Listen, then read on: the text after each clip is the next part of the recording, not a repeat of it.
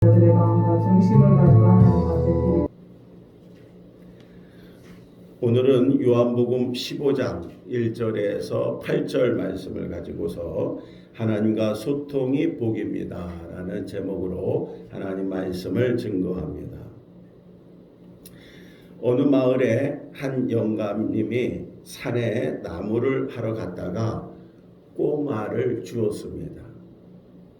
나무도 하고 꽁알도 주운 영감님은 너무 기분이 좋아서 콧노래를 부르면서 산에서 내려오고 있었습니다.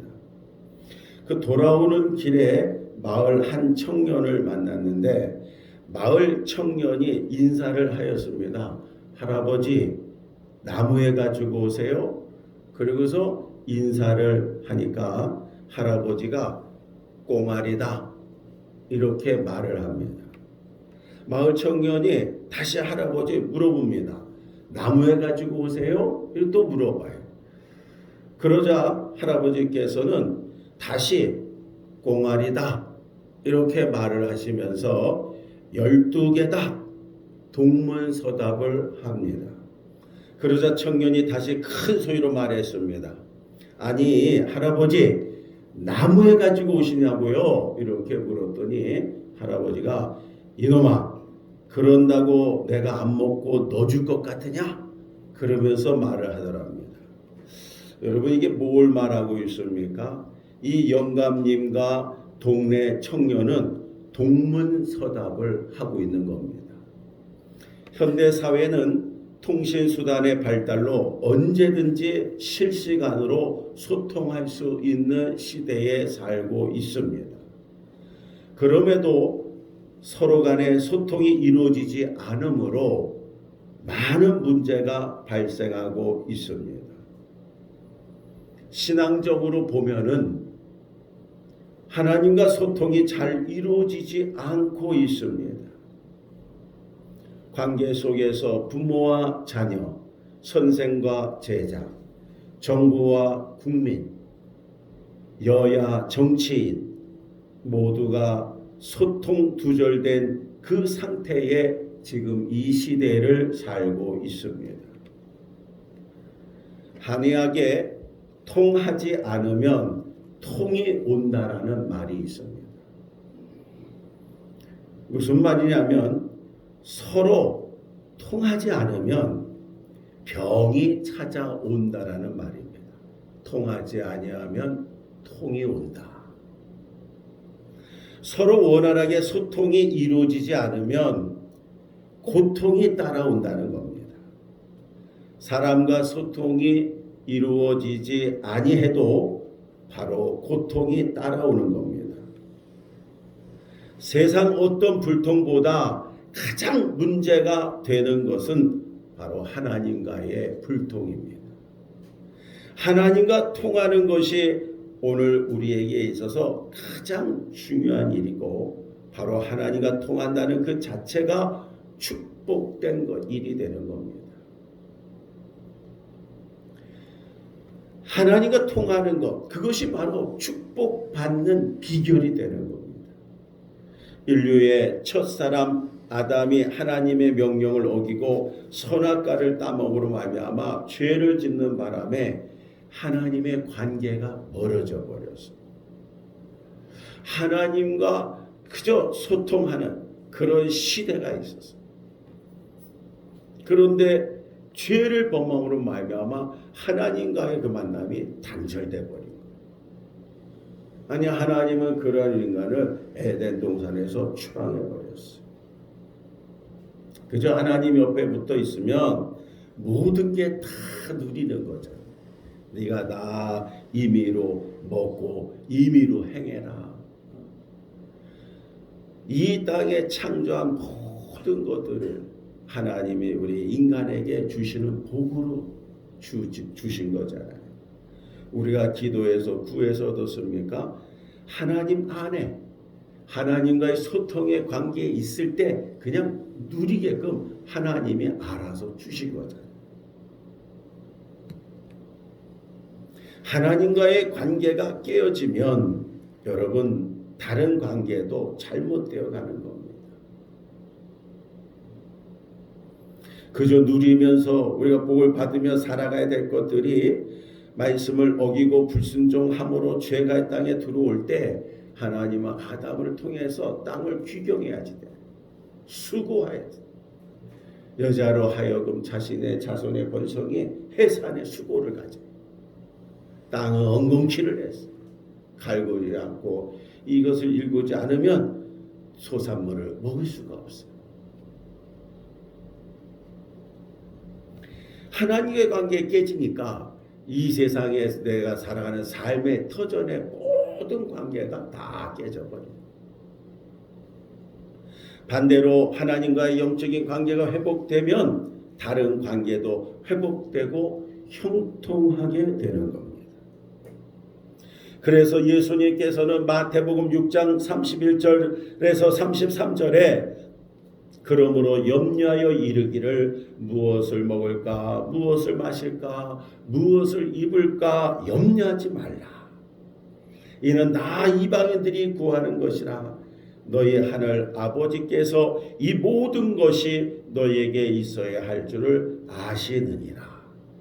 그런즉 너희는 먼저 그의 나라와 그의 의를 구하라.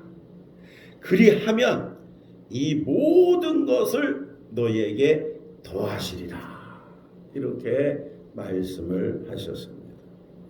여러분, 이 말씀은 하나님과의 영적인 관계가 회복되면 다른 육적인 관계인 의식주가 다 해결된다는 말씀입니다.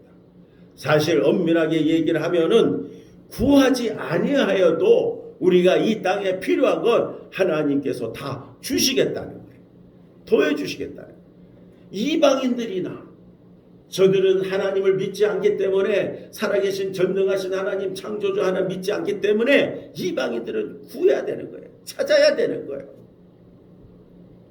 그러나 여호와 하나님은 만물의 주가 되시는 하나님입니다. 천지의 창조의 주가 되시는 하나님, 우리의 인생의 삶의 주가 되시는 하나님인 줄 믿습니다. 아멘입니까? 아멘입니까? 여러분, 하나님은 모든 것의 주인이 되시는 거예요. 그래서 하나님의 결정에 있는 거예요. 그 하나님과의 관계만 형성이 잘 되면 다른 모든 이 땅의 육적인 관계에도 해결되게 돼요. 믿으시기를 바랍니다. 여러분, 이 시간에 말씀인데 믿음이 없다면 믿음 달라고 기도하면 되겠어요. 놀라운 축복의 비결이 하나님과의 소통이에요. 욥기 22장 21절에 그래서 이렇게 얘기합니다. 한번 찾아서 한번 읽어보시면 바랍니다. 제일 먼저 찾으시는 분들이 축복의 말씀을 빨리 가져가세요. 욥기 22장 21절 큰 소리를 읽어보세요. 방송 보시는 분들도 성경을 많이 찾아서 읽어보고, 다른 어떤 거는 다 휴대폰도 꺼놓으시고 방해받지 않게 골방에 들어가서 방송도 보세요. 찾았으면 읽어보세요. 큰 소리로요.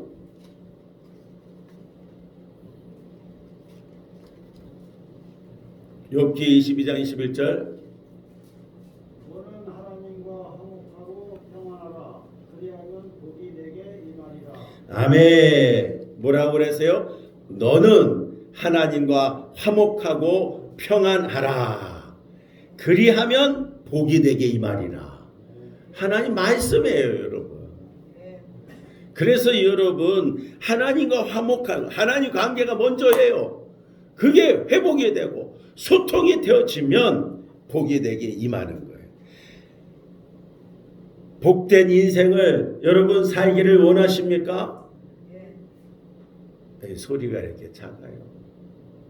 방송 보시는 분들도 방 안에서 혼자 큰 소리로 했죠. 복된 인생을 살기를 원하십니까? 네. 정말 원하시는 거예요? 네. 그러면 하나님과의 관계가 바로 되어서 소통이 잘 되도록 힘쓰시기 바랍니다. 네. 여러분이 할 수 없는 건 주님이 하셔요. 네. 여러분이 할 수 있는 것만 우리 주님은 우리에게 하라고 그러시는 거예요. 하나님과 소통하는 거는 누구든지 할 수 있는 거예요.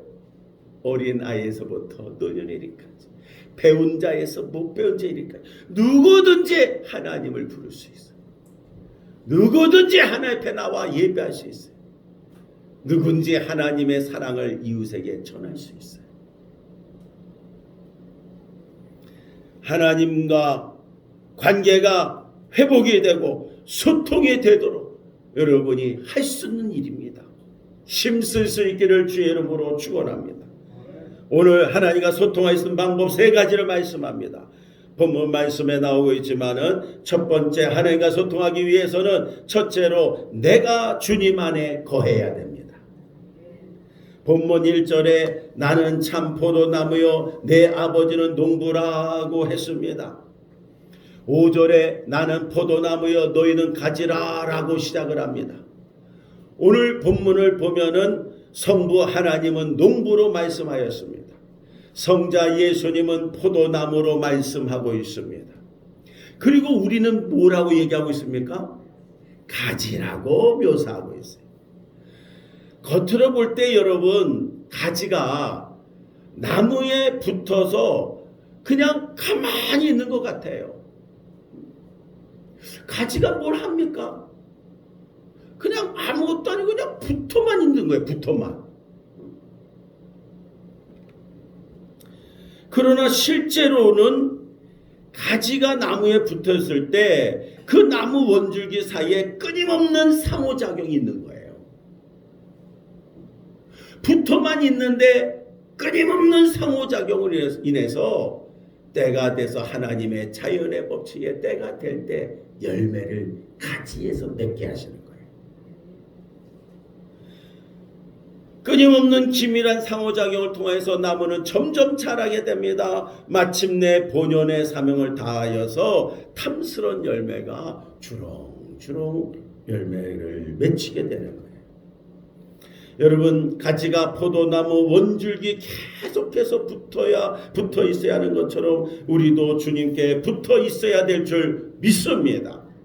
그래서 5절의 하반절에 이어가면 그런 거예요. 나는 포도나무요 너희는 가지라. 그가 내 안에 내가 그 안에 거하면 사람이 열매를 많이 맺나니. 여기서 아멘을 크게 하셔야죠. 여러분 사람이 열매를 많이 맺는다.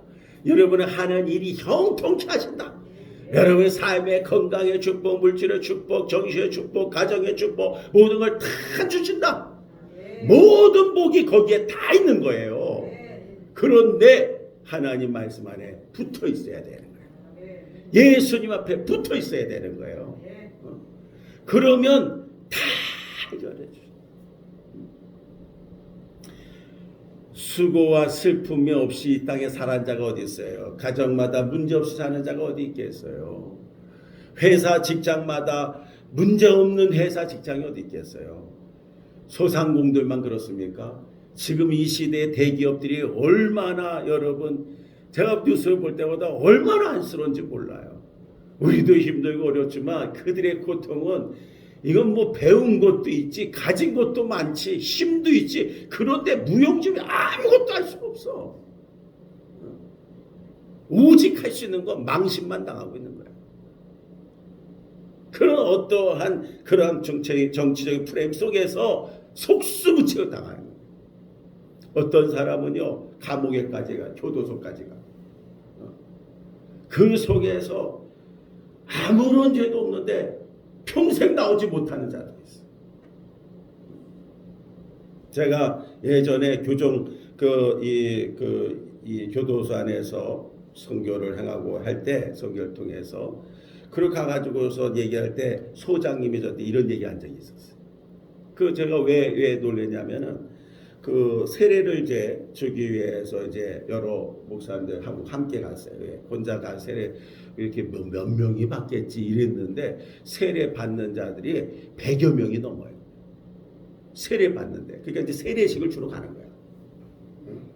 그래서 영등포 교도소를 갔는데 들어갈 때부터 기분이 좋게 했어요.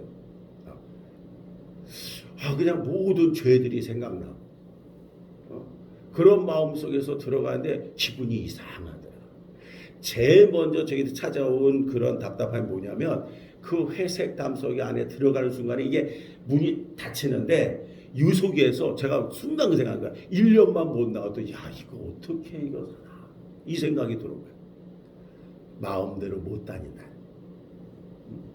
그 어쨌든 그러면서 이렇게 이제 오게 되는데 그런데 우리가 오고 들어오는 그 순간에 그냥 수많은 그 안에 그렇게 많은 줄 몰랐어요. 그 안에 죄수볼 푸른 죄수볼 있고 이름도 없고 번호 쓴 사람들이 수많은 사람들이 갑자기 보이는 거야. 잘 쳐다볼 수도 없죠. 제가 괜히 자기 집에 그들 속에 자존심 나고 인격도 있는데 뭐 구경하듯이 뭐 이렇게 쳐다보면 안 될 것 같아서 잘 쳐다 못 봤어요. 근데 옆으로 이렇게 가면서 이렇게 보는데 안 보이겠어요? 보이는. 그런데 그 많은 죄수들이 움직여지는데 어떻게 오하열이 쫙 이렇게 막 맞춰서 움직여 이게 군대 같이. 그래서 나중에 궁금해 물어봤어요. 그랬더니 죄수들이 움직일 때 아무데나 가지 못하고 가는 그 보도블록벽이 있습니다. 그거 따라 가기 때문에 열가줄이 딱 맞춘 것처럼 되는 겁니다. 알려주더라고요. 그러니까 마음대로 못 가. 교도관이 딱딱 있고 쭉 걸어가고 이렇게 하고 이렇게 쭉 가는데 그게 아주 저가 들어가면서 인상적이었어요. 근데 그러면서 앉아가지고 이제 그 소장님의 얘기를 하는데 이런 얘기를 하나 해요. 뭐냐면 목사님 이곳에서는 다 죄 있는 자만 오는 것 같죠? 그러시는 거야. 교도소장. 그러면은 다 죄를 준 사람이 여기 오죠. 그런데 우리 소장님, 목사님 사실 이 안에는요 억울한 사람도 많습니다. 그 말 한마디 하는데 그렇구나. 유전무죄, 무전유죄라는 말도 있듯이 죄가 없는데 그런 모습 속에서 억울하게 이렇게 손자도 있고 또 어떤 조직에 들어가서 싸워서 자기가 행한 것도 아닌데 걔네 밑에서 다 그냥 봐준다 해가지고 자기가 죄를 뒤집어 써서 들어온 자들. 또 어떤 사람들은 자기는 그 살인한 죄도 아닌데 누명을 써가지고 들어와서 평생 못 나. 하여튼 뭐 그런 가지가지 소장이 그런 얘기하는. 왜 그럴까? 이분이 크리스찬이고 기독교인데 그런 중심으로 목사님들이니까 얘기를 해요. 오셨으니까 목사님 이들 속에 어떠한 죄인이나 죄수복을 벗으니까 그렇게 보지 마시고 한 영혼 불쌍한 영혼들인 것을 알고 그리고 그들 위해서 기도해 주시고 가세요. 이런 얘기를 하는 거예요. 내가 이제 소리를 듣고서 그리고서 이제 대화를 마치고 준비가 다 됐다 그래가지고 이제 그 세례주로 가는 거예요. 이제 목사님들 이제 몇 분 하고 같이 이제 세례주로. 그 세례주로 가는데 이제 문을 하나 통과하고 아까 보니까 들어올 때 봤던 연병역 옆에 길 그 죄수들이 다 걸어갔던 거기 영도부 주소이기 때문에 교도소가 같이 있기 때문에 기교수도 있고 미교수도 같이 있어요. 그러니까 그렇게 있는데 갔던 길을 우리가 걸어가는 거예요. 그 걸어가 보니까 앞에 큰 이제 예배당 같이 이제 그 집관이 있는 거예요. 체육관이. 그래서 나는 거기가 교회인 줄 알았어요. 데려가려고 그러는데 찬송 소리가 나는데요. 교회예요, 교회.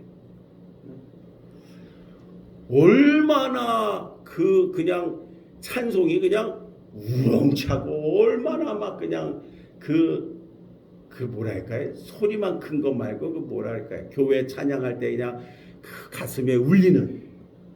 야 이게 순간 이게 교회 제가 이게 무슨 부흥지표 뭐 좀 착각한 거예요. 그러고 나서 강단위에 올라가가지고서 이렇게 그러니까 보지도 못하고 이제 일단 강대 올라가가지고 앉았죠. 앉아가지고 이렇게 기도하고 난 다음에 기도하는데도 그 찬성을 도대체 내가 이게 은혜가 돼가지고 그 앞에 누가 어떤 교회에 와서 전도사님이 그냥 막 인도하고 막 그런 거다 누가 그냥 막 열심히 인도하고 찬양하는 거예요. 근데 그냥 보니까 피아노를 치는데 얼마나 그래서 저기 아름다운 저기 누가 반주자들이 와서 봉사하는 거 내가 분석을 했으니까 그렇게 봉사하고 그런가 보다 이렇게 생각하는 거예요. 그러고 나가지고 빨리 보고 싶어가지고 기도하면서 찬송하면서 은혜 받고 기도하다가 눈을 떠봤더니 강단에 앞에 나와가지고 찬송을 한 잔을 딱 봤더니 이게 전도사님이 아니라 푸른 제수복을 입고 이 번호를 쓴 다음에 그저 눈물을 흘리면서 막 찬양이 나왔는데 그 앞에 1층, 미니 2층이 있는데 한 200명, 300명까지 들어가는 거야. 깜짝 놀랐어요. 제가 앞에 딱 눕던데 그냥 붕양처럼 꽉 찼어요. 할렐루야. 그런데 그 찬송 막 이 하는데 보는데 막 눈물을 막 이 앞에서 눈물들을 막 흘리면서 찬송하는 자가 막 보이는 거야. 막 절실하게 막 하나님 막 그냥 그 박수 치며 찬.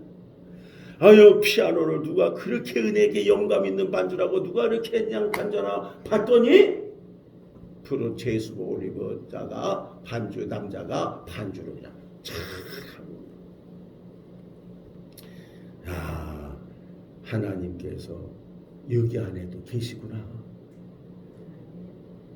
하나님 없으면 이 안에서 어떻게 살까 그랬더니 제가 생각 이 안에 하나님이 계시구나. 그러니까 살 수 있겠다. 또 오해하지 마시고 그게 살 수 있다 그래서 여러분들이 뭐 들어가고 들어가면 되겠구니. 그 얘기가 아니라 이 땅의 모든 곳에 하나님은 계시다. 하나님 앞에 예배할 수 있다. 하나님 말씀 안에 거할 수 있다. 하나님의 은혜 안에 우리는 살고 있다. 그래 내가 끝나고 그냥 사실 교재 함부로 이렇게 얘기 못하게 해요. 근데 그냥 이 찬양이 나 전도사님, 전도사님이세요 내가 그냥 어쩌다가 여기 들어와가지고 아닙니다. 그건 찬양이죠. 반주자도 역시 세례를 한번 세례를 주는데 여러분 이제 이게 중요한 거예요. 이제 이름을 부르는데 여기다 3650번 뭐 다 번호잖아. 근데 세례를 줄 때 내가 3650번 성부 성자와 성령의 이름으로 세례를 주노라 이래요? 그 뭐라?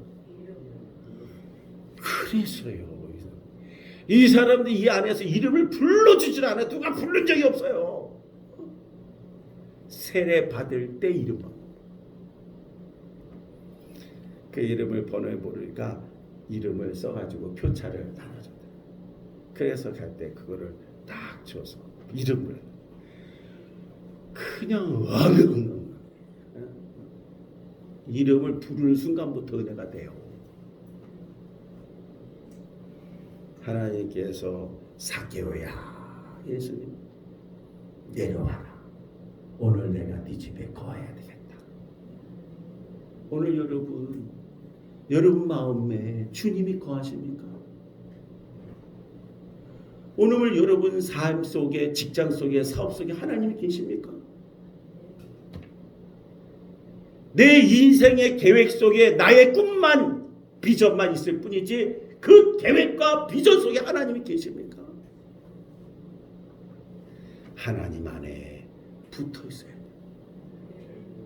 하나님 안에 거해야지. 아무것도 아닌 것 같은데 붙어만 있으면 상호작용이 돼요. 이 나무에 붙어있는 가지처럼 상호작용이 되는 거예요. 그래서 주님이 이렇게 얘기하는 거예요. 나는 포도나무에 놓이는 가지라. 그가 내 안에 내가 그 안에 거하면 사람이 열매를 많이 맺나니 그 다음 말 중요합니다. 나를 떠나서는 너희가 아무것도 할 수 없다. 이거 전제로 깔아놓고 신앙생활 하세요. 이거 전제로 깔아놓고 사업하세요. 이거 전제로 깔아놓고 여러분 진로 문제 놓고 기도하세요. 이거 전제로 깔아놓고 직장 다니세요. 주님 아니면 아무것도 할 수가 없다. 우리가 예수님으로부터 그래서 멀어지면 문제가 생기는 거예요. 멀어지면. 물론 코로나19 속상한 게 한두 가지가 아니죠. 결과론적인 문제만 바라봤을 때 탄압같이 보이고 결과론적 문제만 바라봤을 때 지금 교회 안에 신앙생활 믿음생활인데 태클 걸어서 안 되는 것 같죠. 제가 어디다가 글을 아마 실은 것 같은데 제가 그런 얘기를 했어요. 지금 예배에 무너지면 지금의 문제만이 아니다. 이미 벌써 오래전부터 한국교회 예배가 무너지고 신앙이 무너지고 구원의 확신과 복음을 찾는 교회의 무리가 아니라 현재 살아가는 삶에 있어서의 잘 살기 위해 그러한 모든 세속화에 대한 문제고 만모니즘 사상에 대한 문제다. 그러니까는 하나님의 뜻과 섭리가 있어서 지금 이러한 사태와 자연의 재해와 모든 게 하나님의 섭리 계획 속에 있는 겁니다. 왜냐하면 어느 것 한 가지든지 여러분 성경 말씀 보세요. 하나님이 허락하지 않으면 안 되는 거예요.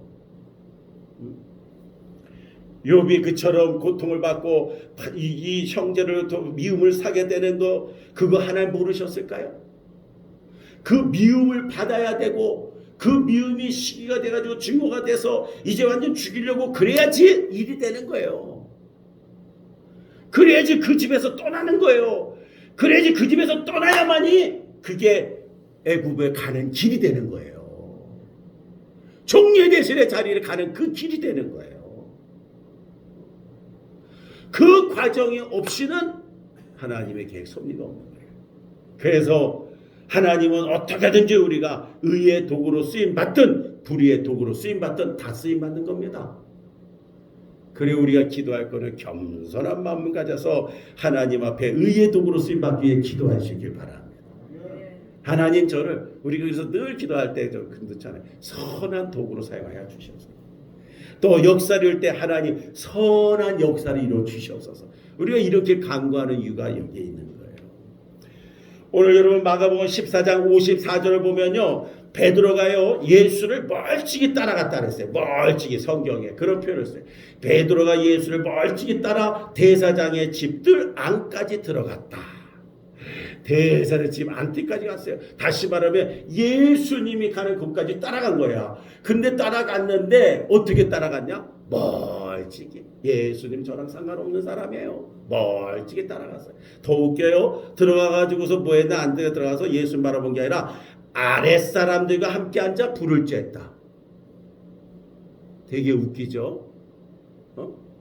그냥 멀찍이 따라가면서 그냥 어떻게 알아보면 안 되잖아요. 멀찍이 그냥 이것도 아니것도. 그리고 따라가다가 대사장 집에 안뜰까지 들어갔어. 뜰까지 딱 들어가서 예수 쳐다보고 바로 들킬 것 같잖아. 그러니까 그냥 아랫사람, 이 성경에 보면 높은 사람 같이 못하고 아랫사람들 그냥 하인들 안돼 거기 앉아가지고 불 쬐고 있을 때 베드로가. 여기서의 가장 큰 문제는 뭐냐면 예수님을 따르되 멀찍이 따라간 거예요. 멀찍이. 오늘 여러분 예수님 앞에 나와 예배하고 기도하지만 멀리 있지 말기를 바랍니다. 예수